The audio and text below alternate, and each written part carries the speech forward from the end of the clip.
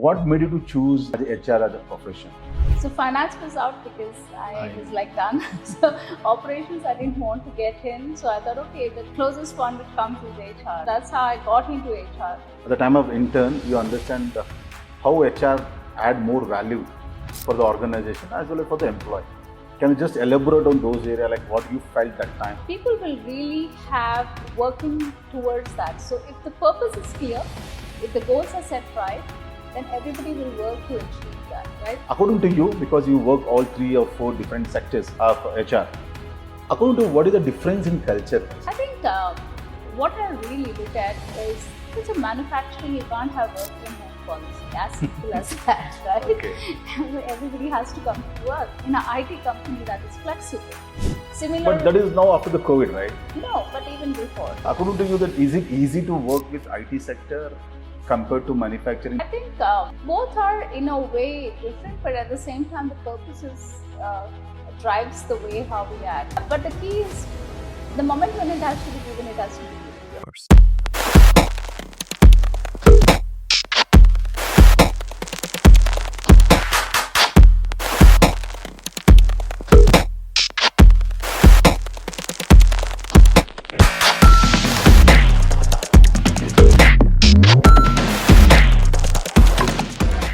Hello everyone, welcome back to the episode 26, the Leaders Speak podcast. Today we have a person who has more than 20 years experience in HR. She has a diverse industry experience like manufacturing, IT, garments, and fire and security, different kind of industries. Recently she awarded top 30 leaders by Forbes 2025 and Indeed. And she served as a vice president of NHRD. Let's dive in to have a conversation with Prakrithi Shetty. Hi Prakrithi, thank you so much for taking your time and coming over here. Thank you, Baswaraj, for having me here. I'm very happy and excited to be here on your podcast today. Let's understand about your life, like where you born, what is your family background, your education. Let's start with that one. Yeah, so brief about me. I was born in Udupi, part of Dakshin Kannada. Okay. Yeah, so my dad is a banker, so my education was across. I mean, I was in at my hometown at Udupi for a while, specifically at Brahmawar. Then I went to Andhra, then I was in Delhi, and then I came back to Udupi, did my graduation from Brahmawar, went to do my master's at Belgaum, and last 20 plus years, I'm in Bangalore, in the field that I love, which is HR. On my other side, on personal, as I grew, I also was married. I have 2 kids. My elder one is currently doing his engineering. My daughter is in ninth. Yeah, so I think it's been a great journey so far. Okay, that's great. You're basically from Dakshin Kannada, right? Yeah. I know so many people from Dakshin Kannada, especially Shetty, do more into either business or in a banking sector. What is the trick of that one? At that time, I think a lot of opportunities in bank was there. Okay. So that is how it happened. And business runs in the DNA in a way. So that's the alternate. Okay, but after 10th exam or second PUC, I tried my luck also in a bank, but I couldn't succeed in. Oh, That's very, it's very difficult to pass those days I'm talking about, like 90s. Actually, in those days, I think if I look at Vijay Bank, we had a lot of Shetties there. Similarly, every bank had its own connotation. I know some companies more in Canada and Syndicate Bank. Company, okay, great. Okay, super. Acha, and I think you're there more than 20 plus years experience in HR, right? Okay, and I know that you did MBA also in HR and marketing. Yeah. Okay, what made you to choose as a HR as a profession?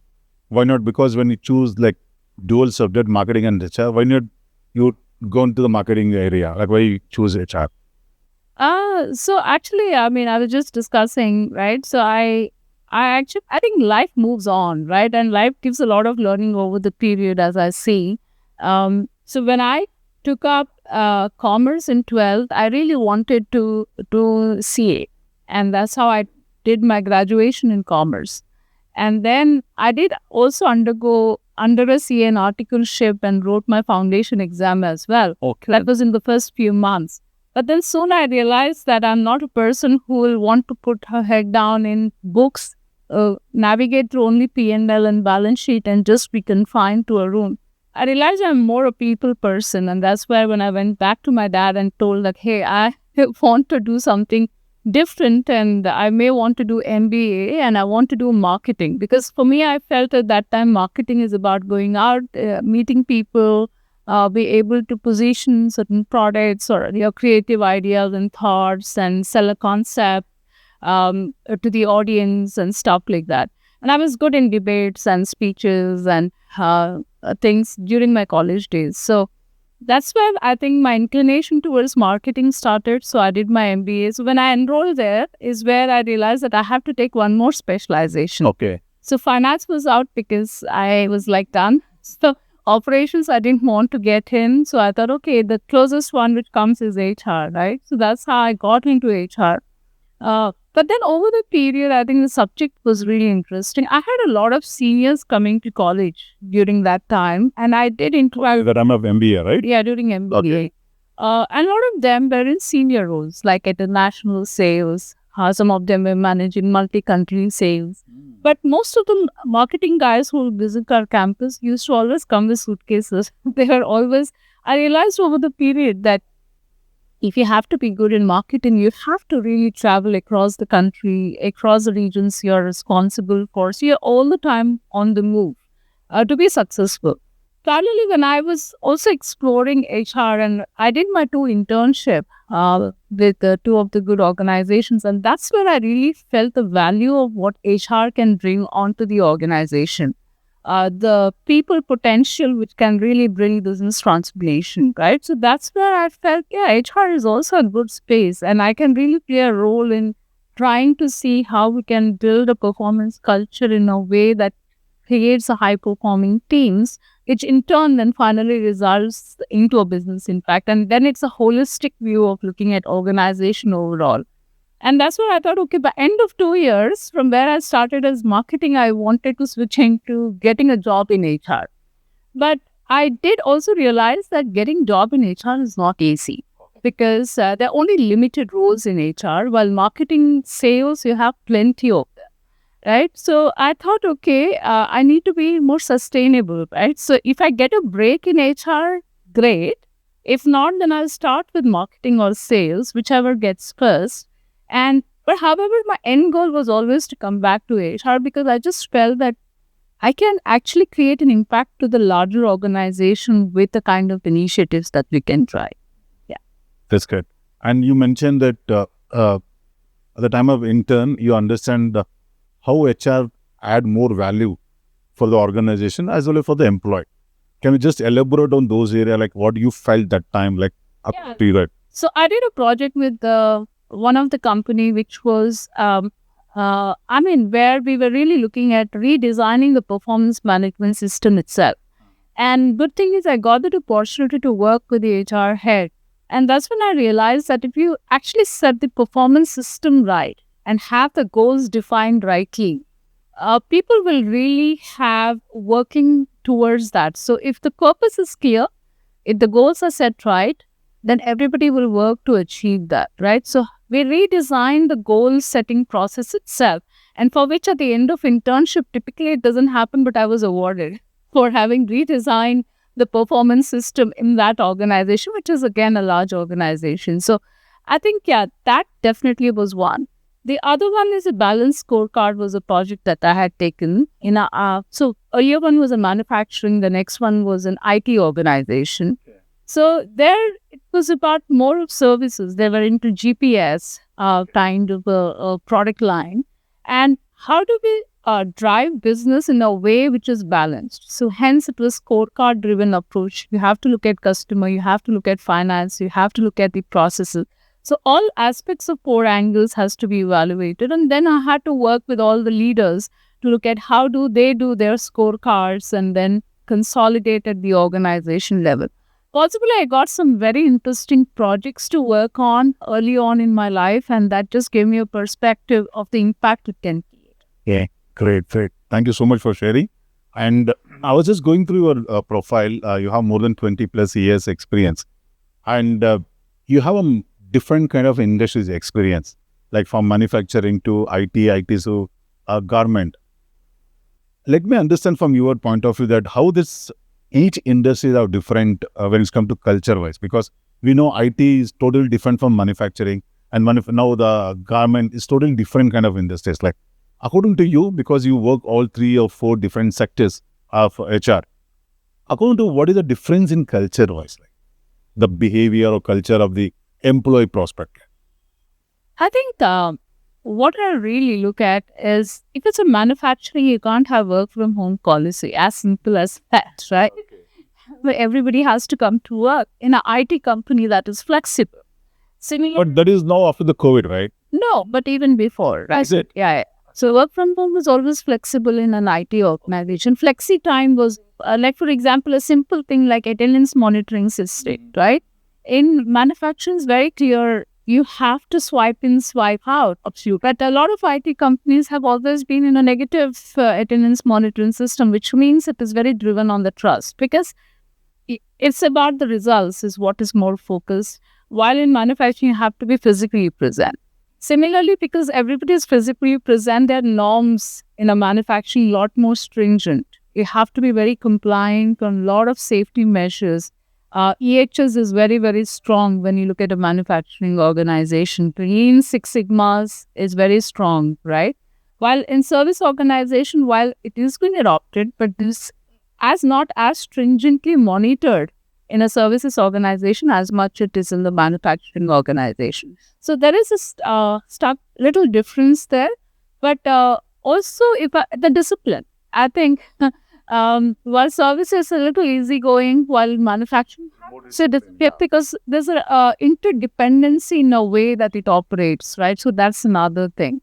But what is common across, if I have to look at, is the people who are in the driver's seats are typically always very passionate about what they want to do. They want to deliver results, and that's what keeps all industries going. Okay, great. See, as you mentioned rightly, that discipline is very important in manufacturing industries. And recently that government announced that after 6 o'clock, you're not supposed to take any work calls. What do you take on that now? Like when you talk about discipline when it's come to manufacturing industries, now there's a new rules going to coming up, or I don't know, but they have a discussion. Discussions going on that after 6 o'clock, no work calls or only thing you need to give a personal space for the employee or any one of the organization. What do you take on that? My point is give flexibility, let the employee decide what works the best. There are times when, the kind of flexibility people have they can exercise is that they can do some of their personal work at a time which is easy and be available for calls later when it is needed, right? So it's being available at time of need for the customer or for their own work, I think is more important than time of what time to start and what time to end. I leave it there. But then that brings a lot more responsibility on that individual to switch on and switch off. Because a lot of time with flexibility coming in, we also never switch off. We are always wanting to show that we are available. I think that switch on, switch off is important, but the timing, I leave it to that individual employee to decide. And the manager and the team to decide this. Great. But according to you, that is it easy to work with IT sector compared to manufacturing? Because when you work in the IT sector, normally you have 5 days of work, like 5 days a week, right? But in manufacturing, definitely can't do like that. You have to 6 weeks a day. How do you define there? Like, I think both are in a way different, but at the same time, the purposes drives the way how we act, right? In manufacturing, though it is 6 days, but then people do not work after they are out of the factory because you need machines to work on. So you have your balance there. While a lot of IT folks, they carry the laptop along wherever they go, even if they go for vacation. So there's another perils to that as well. So both have its own pros, cons. But I feel it is about the work that defines and how much you are connected to the work. That really matters. So if people who are in manufacturing, I've seen many of them very happy being in manufacturing only. And some of them in IT want to stay in IT. But people have been switching industries and it has been seamless. So there has been no issues integrating as much, but culturally one has to readjust and adapt, because a lot of manufacturings also have a mindset which is very progressive. It's not very regressive for all manufacturing units, that it is very operational in their thought. They're also very strategic in their thought. Similarly, IT also wants to bring a lot of discipline from factory, because I see in one of the organization I was part of, Lean Six Sigma has been very driven in services organization. Or in service also. Yes. Okay. And very well driven. So every project slide that comes in has a Lean Six Sigma applied into that, and it's a very strong services analytics organization. So I think there's a learning which goes between the industries. They are both interdependent. Best practices are always shared. That's really good, because you can adapt those kind of in any respect. Like if a service industry, they have something that can adapt in manufacturing, or manufacturing, you can adapt in service, makes a lot of difference, right? Correct. For the overall performance of the organization. Correct. Okay. And as a HR, let's say I'm a HR executive just out of the college. And as you mentioned, like, which area of industry I need to choose? Is it good that, okay, if I'm going to choose manufacturing industries, let's say my next 10 year, I can reach in a different level, what I'm supposed to be, like maybe HR manager or anything else. Always is it good that I can switch on, like manufacture 2-3 years, then go to the IT sector, then come back to manufacture. Which part of the growth will be more, like faster? Like, Pick up the opportunity that comes your way. that's it. That's the Irrespective of the industries. absolutely. Every industry has a great learning. That's a start for you, but it doesn't mean that's an end for you. Because I always believe job is a marathon. It is not a sprint, right? So you have a long many years to run. So start whatever you get, but giving your best in what you get in. I think that's extremely important. Are you creating the difference in anything that you're getting into? Are you striving for excellence in whatever that you get in? I think that is a key differentiator in a way. But don't limit to stay in the same thing for too long, Got it. because diverse experience is extremely critical as you continue to grow up in your career. And it's always better to take those diverse experiences from your start to a mid-level years of experience, because that gives you a breadth along with the depth. So I think depth and breadth both are important as you scale up to the leadership role, because that leadership role you don't have enough chances to keep going wrong. You have to be, in most cases, wanting to be doing what is right. So, and that can be governed by your own experiences and judgments that come in having done a lot of work. So having those diverse experiences, working in diverse organizations with diverse kind of people helps you to be a little bit more balanced in approach to having that outlook to make the right decisions. But let's say the person who want to start HR career, like to reach like a CHRO or HR head, normally how much time will take to reach that? Again, depends on this talent or depends on this attitude, individual person, or depend on the opportunity what you want to get. I've seen a CHRO at 20 plus years. I've seen a CHRO at 5 plus years. I have seen somebody who's not a CHRO at all and retired. Okay, now with startups coming in, everybody can put any tires. And large organizations will continue to grow, right? And I have also seen not many make it to a CHRO. It is absolutely okay. They get into leadership role. Some of them have choice, and maybe it could be a conscious choice that they want to stay here only and do not want to move, right? Some of them, when I speak with, say, TA heads, they love to be in TA. They don't want to get into anything else. HRBP role, they're not interested. Similarly, a complement person would love to stay in complement. I have seen that. So they want to be in a specialized COE kind of role. So that's again individual driven. But coming to the point of what you asked, the CHRO, anybody can become at any time in their career, depending upon what kind of industry they are part of and what kind of opportunity come by way. Startups definitely gives that quick, immediate movement. But the key is not to get there, but the key is about, are you doing justice? Are you being holding that portfolio and creating that impact? I think that becomes more important. I think for which I think one has to really get invested in their own learning and getting that experiences to building in there. But one is experience, one is about being smart. Common sense plays a huge role. Yeah, everything that we assume. So I think that also should come handy. And I think these experiences help to sharpen that a little more. Yeah, right. Yeah, I do mention like I understand like the person who have a 20 plus years, he can be like he'll be CHRO, and the 5 years less, especially in startups. Not really startups. I mean, it can be, a small scale organization also. But startups also has a lot of 20 plus years also they hire. They have Do you lot think of that money. the 5 plus years of the person who will be like, as you mentioned, CHRO or HR head, he has that kind of skills or knowledge or experience in it to handle those kind like particular portfolio? If they're dynamic, why not? Right? Nowadays, we have CEOs at a very young age. People come out of college and then this do a startup. They put themselves as a CEO. They have a vision and a passion, and then scale up a team to 100 and are successful. And we have enough and more examples here itself within Bangalore, right? So, and hence HR is no different. I mean, it's just about, are they learning quickly? Are they resilient? I think just Yeah. help me to understand like as out of the college, you want to start a business, that is a different story because you have a vision, as you mentioned. But CHRO, HR is totally different.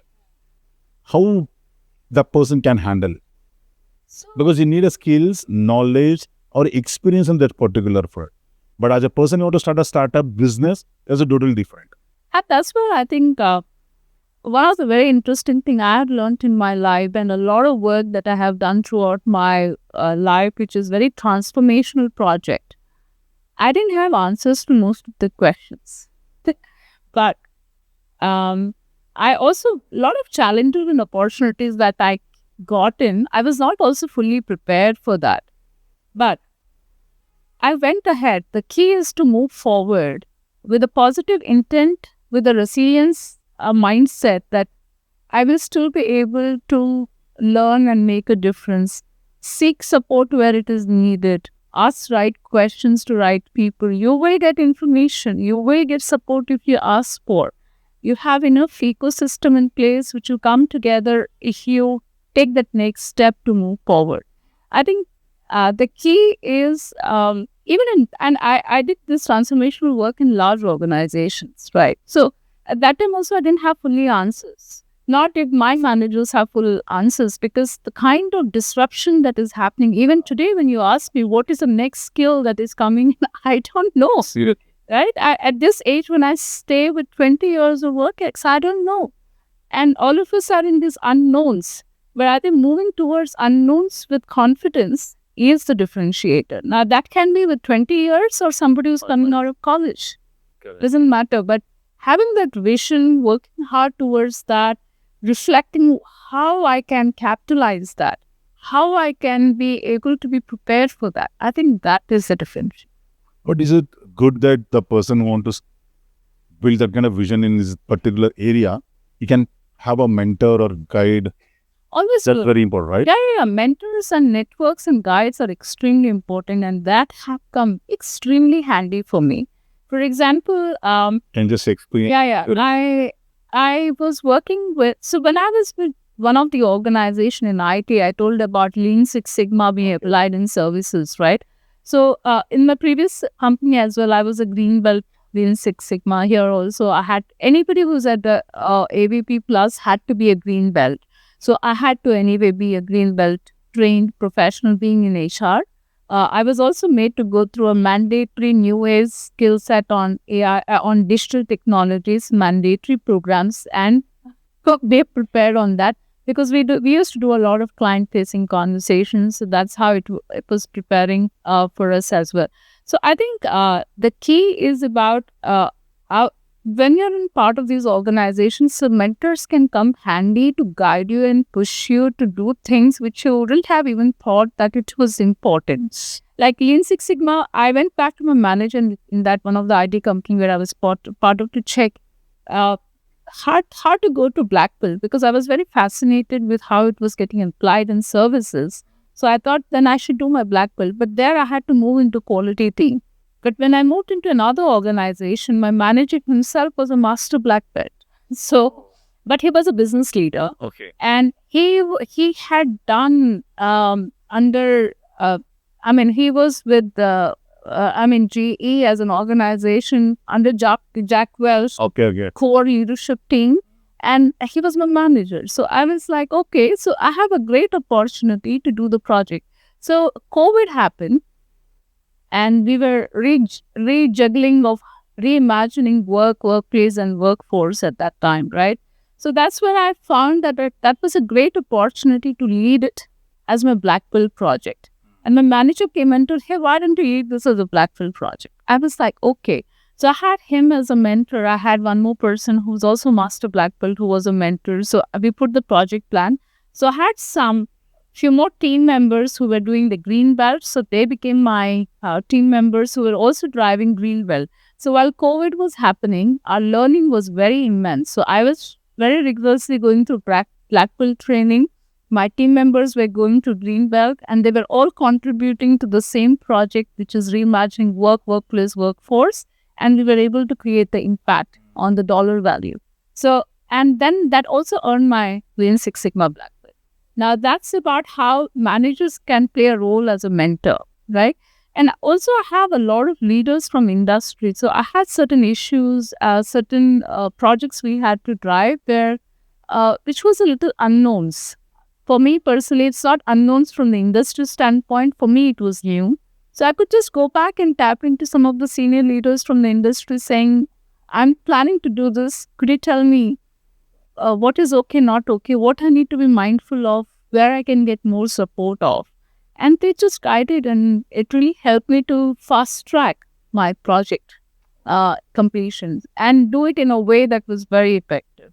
So I think having networks is important, having mentors is important. It just helps you to be a sounding board to reflect and redirect yourself in the right way. Thank you so much. Yeah. For example, let's say the person who joined as after the college, he joined as a HR executive. Okay. Let's say, as you mentioned, how he can choose a mentor. For example, let's say the first mentor maybe is next like manager of his organization. Like when he's going to report to that person. Apart from that, how can he choose or identify a mentor who can help him to grow in his life? So, I always say own your career as a concept to all our folks, which means that one has to have the clarity where they want to head. And then in most organizations now, there's no limit per se whom you want to reach out. Hierarchies are really blurring. Most organizations, they could reach out themselves anywhere within organization or outside, right? So manager is always a touch point, but people should have the courage to go to somebody else at a senior level. So the same organization, with the organization or outside the organization, to go and say, I want you to be my mentor, can you spare some time? If they're able to take that first step, the magic happens. Actually, a lot of them will never say no.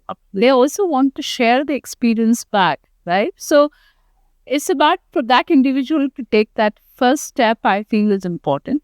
But also I see a lot of organizations now have tools in place, AI automation, we talk about personalization.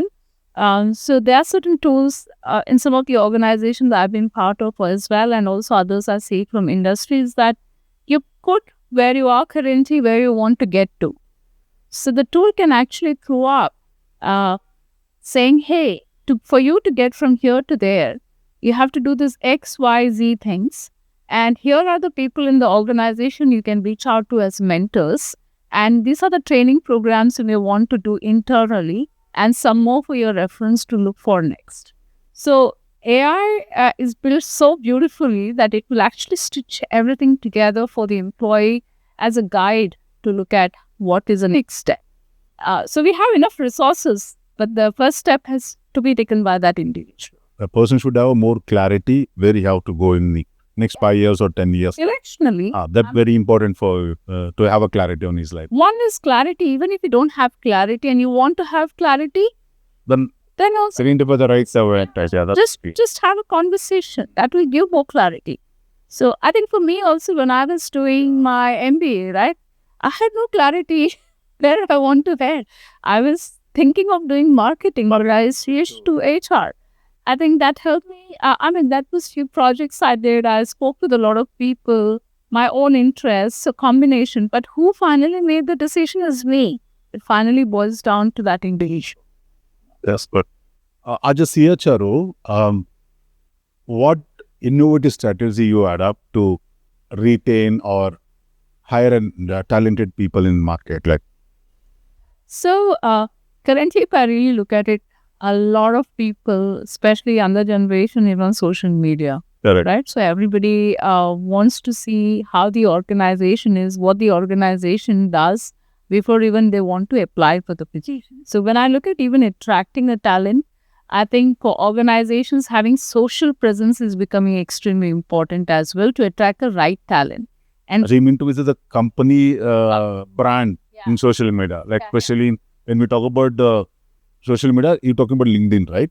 LinkedIn, you'll have your microsites across the job boards, whether it was Okay. Naukri or Indeed or any other platforms, or even in Instagrams, people have their companies reels, some of them coming in. So basically, what is happening is wherever we, it's like it's like a sales pitch that continues to happen, the marketing pitch, wherever there is the audience, they will try to penetrate, right? So similarly, every organization would like to penetrate to all kind of job seekers in the market.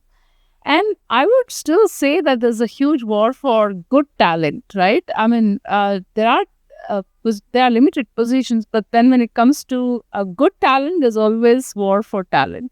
And everybody wants to hire the best, right? So that's where I think having a strong brand presence in the market will be one of the key differentiator as well as I look at. And hence, if I look at the penetration of companies getting onto social media has exponentially gone high over many years right now. The purpose of what they do, the value systems in which they operate. So that's very clearly articulated. And I think it's important for organizations to really articulate of what they do, what their area of focus is, how they operate. Because the current generation also wants to work in an organization which is more ethical, which is very sustainability focused, which is very caring as an organization where flexibility, their well-being is taken care, right? So there's a lot of criteria that they first select before they get into organization. So how do we position whether it's manufacturing conglomerate or a non-manufacturing IT organization or services organization? Some of these things will still run in that way. So how do we create one as a brand presence? Now, while it is good we create a lot of brand presence, but it is extremely important that the storytelling narration has to be authentic.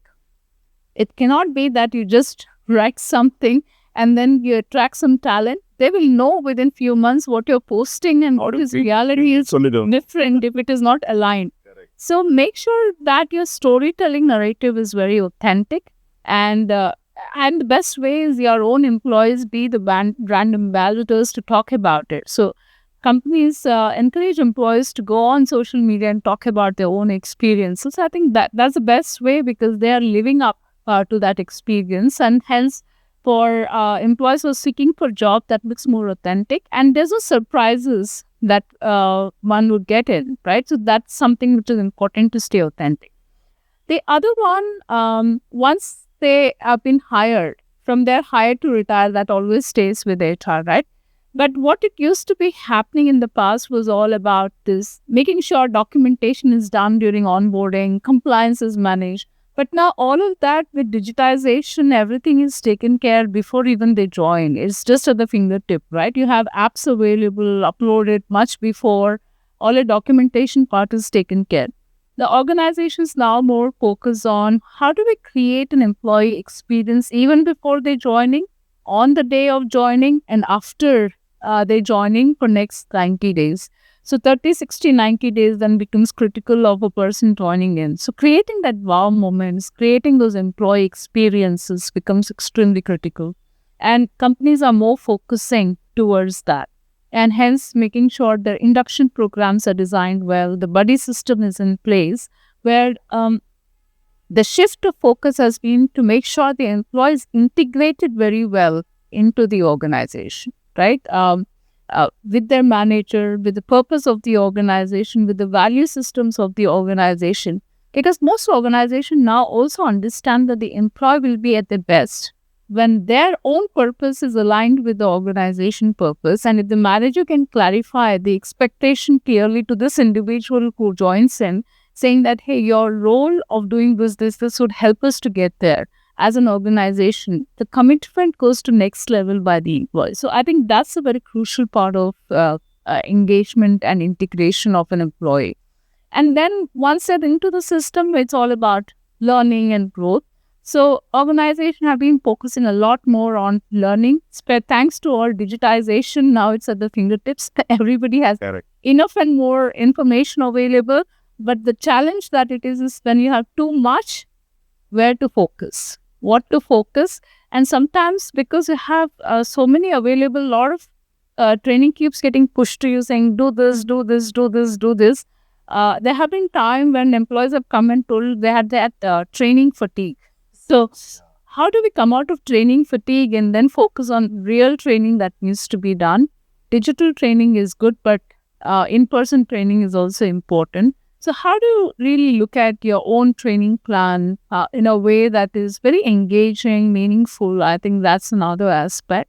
And then finally is the career conversation, mobility, movement, because everybody at the end when they join organization, to your earlier point, what does it take me to get next, right? So I think that will always stay. Can organization provide learning opportunity and growth within the company? If it's a growing organization, definitely a lot more will come. But if not, then I think lateral movements are not bad. I always believe career growth is not just about growing up. It can also move across because that's where depth and breadth both are important. So getting that opportunity of growth, I think those are the things. So multiple different ways organizations are doing, but the crux is currently this. On learning, I think AI automation continues to be making it more and more personalized for individual to define what they want and then build it further to what they exactly want. Like, for example, a stack developer want to do certain training program would be very different than an HR person wanting to do another training program. So thanks to now all this AI built-in, personalization built-in, it actually throws up a lot of training program which is customizable to them and pick up what they want. And on career conversation, I think most organizations are also moving away that, hey, you have to be in this role for 2 years, only take manager's approval before you apply for another role. I think people now look at that if you want to retain a good talent, you have to give the flexibility to the employee to decide whether they want to stay in your own team or they want to explore something else, or have they been already in your team for some time, they want to do something else. As manager, you should encourage. So the culture of encouraging for growth is becoming more and more stronger. So I think that's another shift per se happening. Right. Acha, these are points what you're talking about is more into to attract. Engage and retain. Acha, but let's say the person who have more than 3 years experience in your organization is working from last 3 years, is as good as talented. After doing all those things, how are you going to retain him? What are other things you're going to add for the retaining?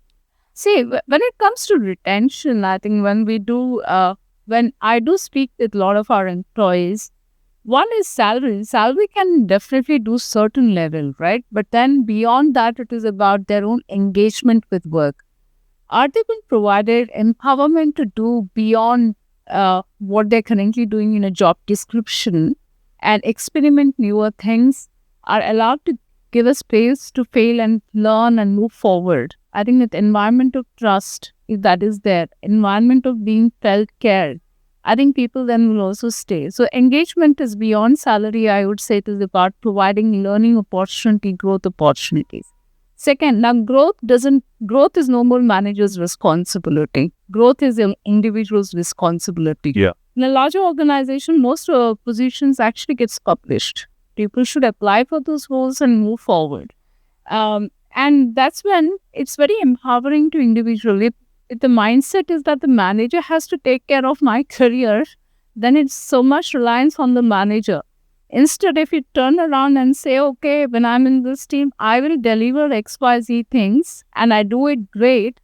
And then I look at what next I will do and have that very a good conversation with manager, I think then the doors are so much open within organization. And earlier point that you talked about mentors and networks within organization, they come very handy. Yeah. Your manager itself may refer to some other teams if not able to provide opportunity.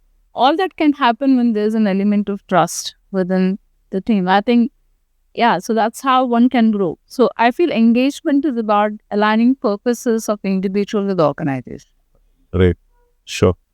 And you joined some couple of points where like the first one is the brand presence. That's very important to hire or retain talent people. The second is storytelling about the brand or company, the organization story. That's very important because can't fake it. Like you need to be more aesthetic or be more honest to the story what you're talking about. And third will be the employee experience, like 30, 60 and 90 days experience. That's what you're talking about. The fourth one will be the L&D, the learning and development, that you need to give that kind of things to the new talent or hire people. And last one is talking about the career growth. These are the points you're talking about, right? Now to understand, like when you talk about these are things like these will be taken care of HR department, or you going to discuss with marketing or some any area sphere. So How are we going to do this kind of like step by step? Like these are things to be focused on that. Are only HR will be responsible for these things, or are you going to take like marketing people going to join, or any other department who can help you on that? So I feel the role of HR is HR will definitely want to create a culture where everybody will drive everything that I talked about, right? Yeah. So basically, we're more enablers, and in the process of that, as HR, every expertise needed will be leveraged. For example, if it is branding, Okay.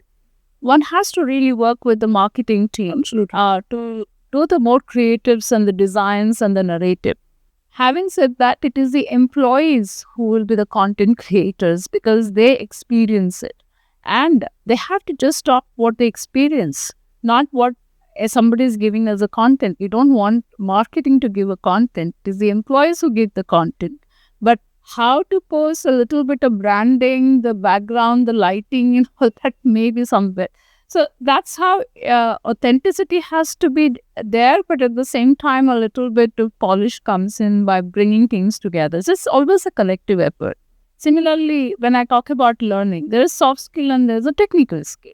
Now, technical skill is where the line managers come in, right? And technical folks come in. Soft skill, we also look at our own folks, but we also go to market. Even for technical, we go to market. So we leverage the ecosystem, who is good in what, and curate it in a way that we can offer to our employees, which is more easy for them to bite, right? So now it's a micro-sites with bite-sized learning. So earlier it used to be 1 hour learning, then it moved to half an hour learning. Now it is attention spans are reducing so much. It's like bite-sized learning. And even if it is a 1 hour course, we then break it down into bite-size so that it's more easy for them to consume. Learning on the go. So hence technology plays a huge role, right? Earlier, I think it used to be more classroom. I think 2 decades back when I started off, it was a little bit more heavy on classroom.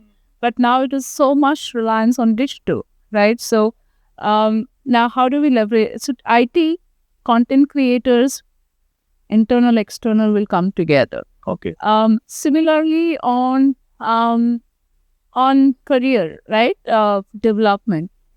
So we want our line managers to be the HR leaders in true sense. So I think that's a differentiator, right? I mean, if we are able to empower and make our line managers be able to be a coach to their team and be able to guide them, there will be no much HR issues. Correct.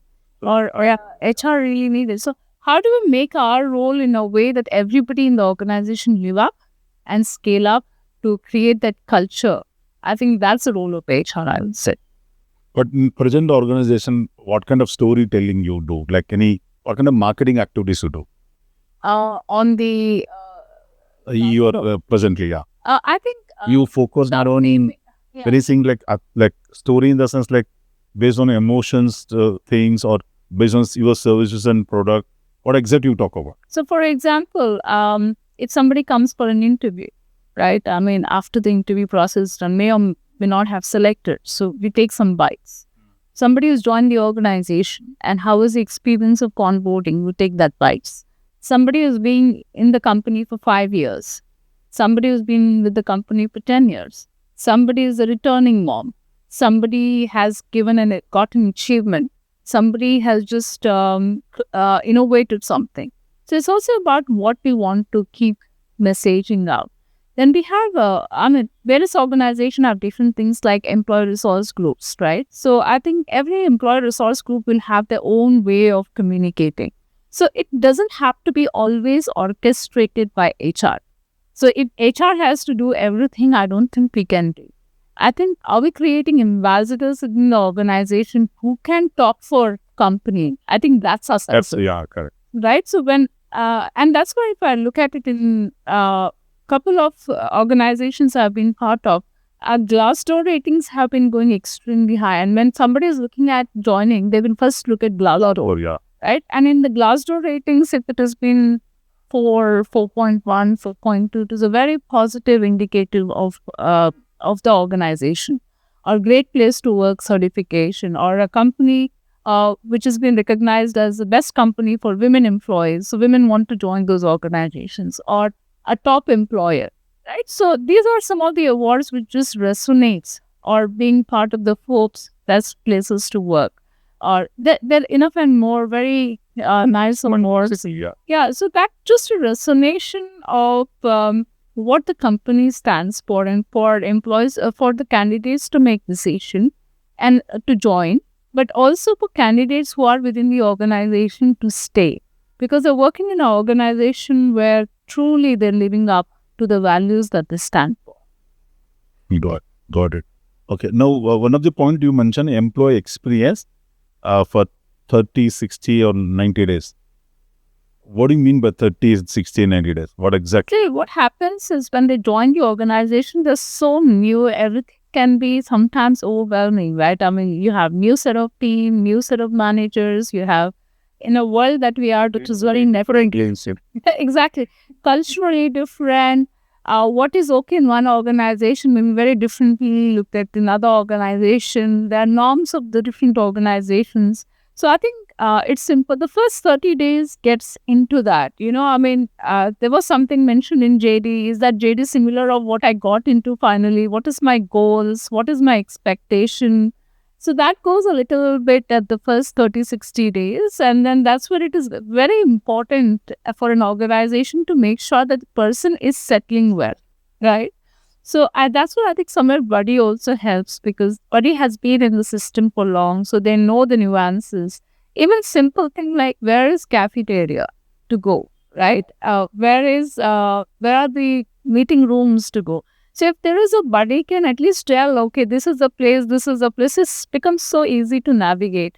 And it's always good to have a friend at office. You just feel so comfortable, right? So that's the role of a Buddy in a way. And then 90 days is just check-in of, hey, is all that okay? And that Buddy need not be a manager. The Buddy is another person. How are you going to choose a buddy? The manager can decide. Acha, okay. I mean, either each person has a one buddy, like, okay. Exactly. So because then what happens is that it's very neutral. One can be self. With manager, one will still want to be initially joined, want to be a little cautious, but then with Buddy, one can be self.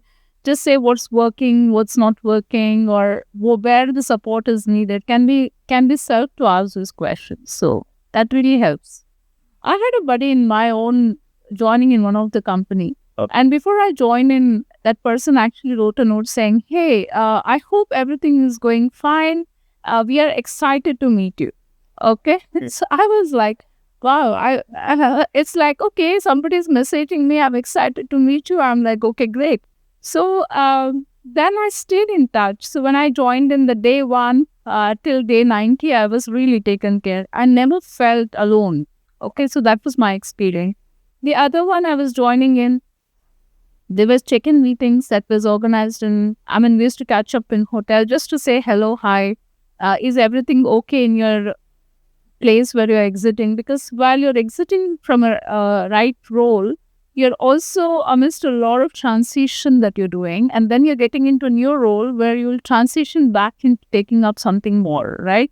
So just this new person is asking, hey, is your transitions going smooth? Are you able to hand over it okay? Do you need some more time to join, or are you good? The fact that they connect to check, is it okay, everything good, is that you're being valued, you're being taken care. And that comfort feeling helps you to transition into new place better. Good. Well, that's very important point what you talking about, like the experience, that what you're going to give the first 60, 30, 60, 90 days. That's makes huge impact on the individual, because you want to take him a different, like he make him so special that you are very important for the organization. That's very, very important.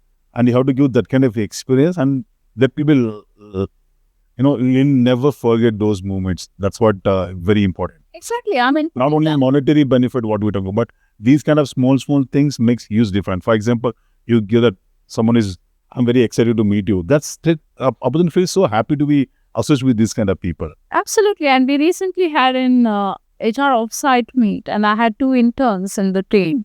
And we were going to a place outside of Bangalore, but we took those interns along with us. So they were very excited. They had only come for 3 months, but then they get to come with the entire HR team to our offsite, to a very nice place to stay, and then also get goodies that like any other HR person gets. But they were just there for 3-4 months, right? But having made them feel included, having made them go through that experience is a lasting experience they will have about the organization, right? So I think those small things, but it stays long-term memories. No, my next question will be based on the feedback, okay? Because after doing all those things is very important. How are you going to provide the constructive feedback for the employee? And again, it depends on the individual, how you going to take it. What are the things, like, how do you do this, giving constructive feedback? Any parameter you have, or what exactly you do? So I'll say a constructive feedback is a very powerful gift, okay? But it can only be received if it is focused on issue and not on the person. Oh, okay. So that's the fundamental. So the moment the discussion starts about the person, it will be considered more like an attack to that individual's personality and identity, and the doors will be anyway closed. So the moment it is said, so for example, you're very aggressive. So then it's like the doors are closed. Whatever you say after is next is not heard. However, but it is putting a tone which is more as a guidance, as a reflective point, then the person will be open. So then the doors are open for a conversation. So feedback can only happen when the doors are open, not when it is closed. So I think the role of manager would also play a role of how to keep the dialogue going. Okay. Now, let me take an example. Say a project manager would see one of the team member not delivering a report to a client for say 5 days, continuously every day. Very easy to say, call up that team member and say, hey, you're so irresponsible. You did not even bother about the client and just did not deliver. This is just not okay. This shows about your work ethics. You're absolutely not okay. Kind of. Versus saying, hey, listen, I saw that you're not able to deliver this report to the customer, and customer is having an issue. Can you just reflect how you may want to look at differently next time, that we don't repeat it, and also understand the root cause of why it happened so that we can fix it. So the target is not on the individual here. It's on the process and the process. So then his focus is on the process to fix. The person will also, his or her, right? So the person then will be more focused to get that fixed versus sitting and thinking why my manager has impression about me like this. So that can be more not very constructive than staying focused on an issue-based conversation. So I think important to de-link issue with people. I think that's very crucial. Second, I think timely feedback is another thing which is important. I've also seen some of the managers that they write down. In this case, let me take an example. If somebody has list to send reports, they'll write down. saying, oh, this month so many reports were missed. This month so many reports were missed. So it can happen repeatedly 2-3 months. It may be like 1 month is okay, the next month not okay. So then at the end, and it's all saved for the year-end conversation, saying that, so many days he did not deliver reports rightly. So this is not okay. So and it's a year-end conversation. Now, at that time, the employee will not feel comfortable. It actually breaches the trust. The employee, the team member will always think that the manager has to be authentic, should be candid. If things are not working, why didn't you tell me before? Always the question is, tell me what is not working. And the team member always want to hear it. But there's always this fear of manager that if I say that things are not working, I may not be respected and trusted. So there's always fear of how to say and not say. And in Indian context, I've also seen a lot of managers want to be good with the team members. It's very difficult to bite and say, this is not working. Everybody is okay to say this is working, but not working to say it straight at the right time. Sometimes some managers fail. But if that is not communicated, I've also realized that it boils more. And then at some point in time, it impacts the performance. And anyway, manager has to do later part, but then the damage is done for the entire year. Had it been communicated earlier itself when the issue happened, maybe there was enough time for the manager to coach the employee and get it fixed and move forward. And that's why I always believe manager has a huge role to develop the careers of the team members, because it's about appreciate the great work people do, but also give a feedback when it is not happening. And that's the biggest, I think, gift a manager can give of telling what is not happening or areas that the team member is missing, because nobody is perfect. But also provide the support and coaching to guide them to give their best next. So it's not about giving a negative feedback and stopping as if it's like an end of conversation. It's just a start of conversation and take them along you to make them successful. So I think the feedback per se is not a monologue. It is a dialogue. So keeps the door open and have a conversation at both sides. Good. Yeah. Say like after giving you constructive feedback for the employee, like based on the issue, not rather than the focusing on a person, and you still the person is not able to cope up with your things. How do you handle those kind of employee, even though if he's a talented? Sometimes a person may not fit into one doesn't mean that cannot fit into something else. Okay. Somebody I have also come across in my career that they were not doing good in coding. That the person was extremely good in analytics and something else. Okay. So when we switched, that person who was on a performance improvement plan became a high performer. I've also seen my own career, somebody who was rated really low and a conversation happened to exit. After 3 years, I'm seeing that person as a high performer in the same day. So it just, in that year, it would have happened that way. But that doesn't determine the potential of an individual that it will be the same throughout for us, right? So if given the right guidance, a person will perform in the same role. If not given, or maybe if moved into another role, may perform really well. But if it doesn't work either ways, then I think it's also good to have a good conversation about, hey, things may not be working for you here, and hence you may want to look out something different. And maybe that would be a good turning point for them when they move out. They may figure out something even better. And I've seen people who have been on PIP and have gone out. A lot of them are doing extremely well because they got into maybe something that fits it better for them. Mm-hmm. So it's nothing called right, wrong. I would say just about having the right fitment into the right role. Okay. And, walk the talk, like more into conversation that can help them to understand what actually you're looking for that, right? Exactly. I know one of the person, he was a coder. He was not so great. He was okay. But then after some time, he left the job and he went to do his MBA and then took up marketing. When he came back after a few years of experience, he's extremely good marketer because he loves being with people. Okay. He loves traveling and such an amazing storyteller. That thing is not needed for Coding. right? So distinct, but he's very successful now. Had he continued being a software engineer, I don't know. Maybe what level he would have gone. Now he's really flourishing very, very well at very senior role. So I think it's about choosing that right profession that fits you better. Correct. And how you do the feedback? Is it only the time of appraisal, or you go to do every 90 days or 6 months, or how do you do the feedback? I think it's about keeping it continuous. Continuous months like monthly It once? can be monthly, it can be weekly, it can be daily, it can be, it depends upon the frequency. But the key is the moment when it has to be given, it has to be given. Yeah, that's Don't very wait. important. Yeah. Don't wait for too long. Don't wait for annual appraisals. Be regular, because if you're regular and you'll be considered as more honest.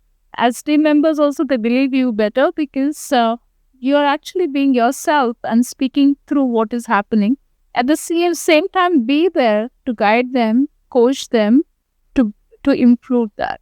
I think that's also important. Keep it constructive. Yeah, we think we are almost all end of this episode. Now, can you help me with the 3 tips for upcoming HR professionals? Okay. I think first is give your best in everything that you do. Strive for excellence. Second would be stay relevant. I think it's extremely important to upgrade yourself to stay relevant. And third would be stay future ready, because the kind of disruption that is happening, I never know what next. But it's always good to have the foresight and start preparing yourself today to be ready for the future. Thank you so much, Prakrithi, for coming here and sharing your experience from last 20 plus years. Definitely, these are examples, experiences, stories. Audience is going to get a benefit of. Thank you so much for coming here. Thank you. It was a pleasure being with you on this podcast. Yeah. Thank you so much. Thank you so much for coming, Prakrithi. This is like Rafter Bandit sustainable gifting for you. Oh, thank you so much. Very nice. So it's very well written as purpose. Yeah. Here are my 3 takeaway from this episode. The first one is value. As a HR person, how are you going to add more value to your employee? That's make a huge difference for any organization. Once he's talking about the value for the employee, about adding his career growth or building a kind of a culture, that's going to give a lot of growth in organization. That's what I felt, the first takeaway. The second one is a feedback. It's very important to give a constructive feedback for the person who you want to hire or you want to retain a customer. Like, there may not be any particular time frame from that. If you feel you need to give a feedback, you have to just go and talk to him. Make sure that you have to give the constructive feedback. The constructive feedback should be more on issue rather than focusing on individual. That's what a second takeaway. The third one is employee experience. For example, 30 days, 90 days, and 60 days.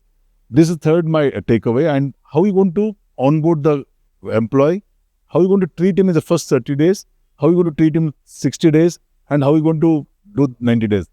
That's 3 months. It's make a huge difference for as a person who going to join for any organization. If you like this episode, please do subscribe and share with your professional friend. See you in the next episode.